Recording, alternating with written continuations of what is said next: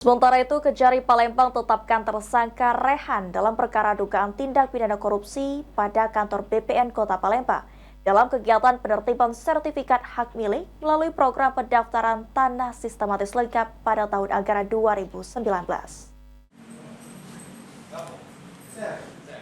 Kejaksaan Negeri Palembang tetapkan satu tersangka Rehan dalam perkara dugaan tindak pidana korupsi pada kantor Badan Pertahanan Nasional BPN Kota Palembang dalam kegiatan penertiban sertifikat hak milik melalui program pendaftaran tanah sistematis lengkap atau PTSL pada tahun anggaran 2019. Berdasarkan hasil penyidikan perkara dugaan tindak pidana korupsi pada kantor Badan Pertahanan Nasional BPN Kota Palembang, tim penyidik tindak pidana khusus Kejaksaan Negeri Palembang menetapkan satu tersangka dalam kegiatan penertiban sertifikat hak milik melalui program pendaftaran tanah sistematis lengkap atau PTSL pada tahun anggaran 2019.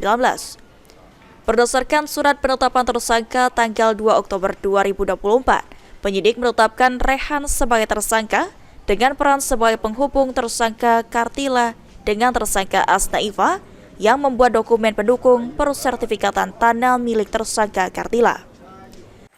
Kami, Kejaksaan Negeri Palembang melalui tim penyidik tindak pidana khusus telah melaksanakan giat penangkapan dan penahanan terhadap tersangka yang berinisial R dalam dugaan perkara tindak pidana korupsi pada kantor Badan Pertahanan Nasional BPN Kota Palembang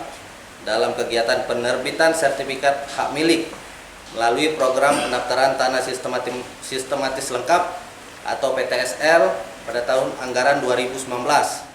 Sebelumnya, Rehan sudah menjalani pemeriksaan sebagai saksi dalam dugaan tindak pidana korupsi pemberian suap dalam penertiban sertifikat hak milik melalui program pendaftaran tanah sistematis lengkap PTSL pada kantor Badan Pertahanan Nasional BPN Kota Palembang tahun 2019.